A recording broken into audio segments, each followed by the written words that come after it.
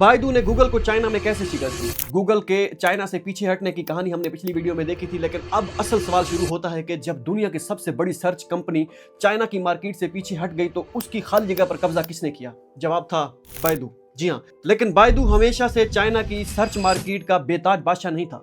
एक वक्त ऐसा भी था जब चाइना में गूगल एक बहुत बड़ा नाम बन चुका था, लेकिन फिर एक मकामी चाइनीज लोकल कंपनी ने ताकतवर टेक्नोलॉजी कंपनी में से एक को पीछे कैसे छोड़ दिया। ये कहानी सिर्फ गूगल और बायडू की नहीं, ये कहानी एक मकामी लोकल मार्केट को समझने की है। बायडू कहां से आया था? बायडू की कहानी सन 2000 में शुरू हुई। उस वक्त चाइना में इंटरनेट अभी अर्ली स्टेजेस में था। आज के मुकाबले में बहुत कम लोग इंटरनेट इस्तेमाल करते थे, लेकिन कंपनी के बानी मींस के फाउंडर रॉबिन ली ने मुस्तकबिल को बहुत पहले देख लिया था। वो समझते थे कि आने वाले वक्त में चाइना में करोड़ों लोग इंटरनेट इस्तेमाल करेंगे, और जब लोग इंटरनेट पर जाएंगे तो उन्हें एक चीज की जरूरत होगी, वो है सर्च। जी हाँ, यही वो मौका था जहां बायडू ने कदम रखा। असल ताकत टेक्नोलॉजी का नहीं, मकामी समझ थी। लेकिन बायडू के पास कुछ और था। चाइनीज सार्फिन मींस के चाइनीज यूजर और उनकी गहरी समझ, चाइनीज जबान और उनकी पेचीदगियां। जी हाँ, सार्फिन किस तरह सर्च करते हैं, किस किस्म का कंटेंट देखते हैं, कौन सी वेबसाइट इस्तेमाल करते हैं और मकामी इंटरनेट का माहौल कैसे काम करता है, बायडू इन चीजों से मकामी सतह पर समझता था। और बिजनेस में ये बहुत बड़ा फायदा होता है। गूगल बड़ा था लेकिन बायडू मकामी था। अब मैं एक लाइन में सिर्फ सारी चीजें कवर करने की कोशिश करूंगा, दरिया को कूजे में बंद करूंगा। गूगल के पास दुनिया थी लेकिन बायडू के पास चाइना था। गूगल एक ग्लोबल कंपनी थी, वो दुनिया के मुख्तलिफ ममालिक में कामयाब थी। चाइना एक ऐसी मार्केट थी जहां लोकल कंपनी को सार्फिन की जबान और कारोबारी माहौल मींस के बिजनेस एनवायरनमेंट का ज्यादा गहरा तजर्बा हासिल था। बायडू ने इस फायदे को अपनी ताकत बना लिया। फिर गूगल और बायडू के दरमियान एक जंग शुरू हुई। जब गूगल ने चाइना में कदम रखा तो बायडू के सामने एक बहुत बड़ा खतरा थ्रेट पैदा हो गया। सोचिए, एक तरफ दुनिया की सबसे ताकतवर कंपनी और दूसरी तरफ एक मकामी लोकल कंपनी। बजाहिर तो मुकाबला बराबर नहीं था, लेकिन बायडू ने पीछे हटने की बजाय सख्त मुकाबला शुरू कर दिया। उसने चाइनीज यूजर के लिए ऐसी सर्विसेज देना शुरू कर दी जो लोकल इंटरनेट के मुताबिक थी। और फिर बायडू ने एक और अहम कदम उठाया। बायडू ने एक सर्च इंजन बनने पर इक्तफा नहीं किया, उसने एक पूरा ऑनलाइन इकोसिस्टम बनाना शुरू कर दिया। मसलन बायडू ई बाइक जो एक ऑनलाइन इंसाइक्लोपीडिया था, बायडू चीताओ जहां सार्फिन क्वेश्चन पूछ सकते थे, बायडू ताइबा जहां लोग मुख्तलिफ टॉपिक्स पर कम्युनिटीज बना सकते थे, और बायडू मैप और काफी सारी चीजें इसके साथ लिंक कर दी। यानी बायडू ने सारिफ को सिर्फ ये नहीं कहा कि अपनी चीज सर्च करो और वापस चले जाओ, बल्कि उसने सारिफ को अपने प्लेटफॉर्म्स के अंदर ज्यादा देर तक रखने की कोशिश की। फिर 2010 आया और हालात बदल गए।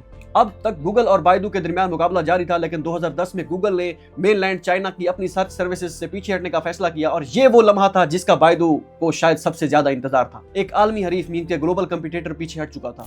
अब चाइना की सर्च मार्केट में बायडू के लिए अपनी पोजीशन मजबूत करने का मौका था, और उसने ये मौका जाया नहीं किया। बायडू ने खला को फौरन पूरा किया। गूगल के पीछे हटने के बाद चाइनीज यूजर के सर्च के लिए दूसरे प्लेटफॉर्म की जरूरत नहीं थी, और बायडू पहले से वहां मौजूद। ये बायडू के लिए एक बहुत बड़ा फायदा था। उसके पास पहले से यूजर्स थे, सर्च इंफ्रास्ट्रक्चर था, मकामी मवाद था और चाइनीज मार्केट का तजर्बा मौजूद था। अब सिर्फ एक काम करना था, अपनी पोजीशन मजबूत करनी थी। और यही वो मरहला था जब बायडू चाइना की सर्च मार्केट में एक ताकतवर नाम बन गया। लेकिन कहानी यहाँ खत्म नहीं हुई। अब आप सोच रहे होंगे कि गूगल चला गया, बायडू जीत गया, लेकिन कहानी यहाँ खत्म नहीं हुई। असल दिलचस्प हिस्सा अभी बाकी है, पिक्चर अभी बाकी है मेरे दोस्त। क्योंकि बायडू ने गूगल के जाने के बाद बहुत बड़ी कामयाबी हासिल की, लेकिन वक्त के साथ इसे नए हरीफों का सामना करना पड़ा। और इस बार मुकाबला सर्च इंजन के दरमियान नहीं था, चाइना में लोगों के इंटरनेट इस्तेमाल करने का तरीका ही बदलने लगा था। लोग सिर्फ सर्च नहीं कर रहे थे, वो वीडियोस देख रहे थे, सोशल मीडिया इस्तेमाल कर रहे थे, ऑनलाइन शॉपिंग कर रहे थे, मोबाइल एप्स का इस्तेमाल कर रहे थे। और यहाँ बायडू के लिए एक नया मसला पैदा हो गया।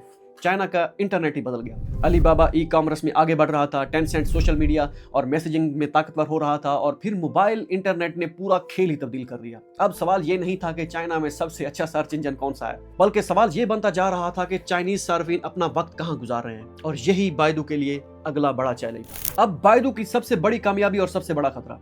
बायडू ने गूगल के पीछे हटने से पैदा होने वाले मौके को कामयाबी से इस्तेमाल किया, लेकिन बिजनेस का सबसे खतरनाक पहलू यही था, जो कंपनी आज मार्केट लीडर है जरूरी नहीं कि कल भी वही लीडर रहे। चाइना की टेक्नोलॉजी मार्केट बहुत तेजी से बदल रही थी, नए बिजनेस मॉडल्स सामने आ रहे थे, और सार्फिन की आदत भी तब्दील हो रही थी। यानी बायडू ने गूगल को पीछे छोड़ने की जंग तो जीत ली थी, लेकिन अब उसे अगली जंग की तैयारी थी। तो बायडू की कहानी हमें क्या सिखाती है?